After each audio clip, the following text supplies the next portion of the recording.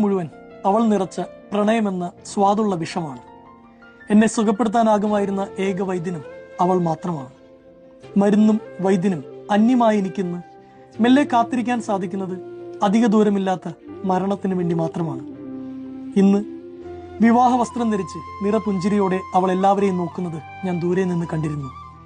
കല്യാണത്തിന് വരരുതെന്ന് അവൾ എന്നോട് മുൻകൂട്ടി പറഞ്ഞിരുന്നു. പക്ഷേ അവൾ എന്നേക്കുമായി എനിക്ക് നഷ്ടമായെന്ന് മനസ്സിനെ ബോധ്യപ്പെടുത്താനാണ് ഞാൻ ഇന്നവിടെ വരെ പോയത്. ഇന്ന് വരെ അവൾ ജീവിതത്തിൽ പറഞ്ഞിട്ടുള്ള നുണകളിൽ ഏറ്റവും വലിയ നുണ അവളുടെ ഇന്നത്തെ പുഞ്ചിരിയാണ്.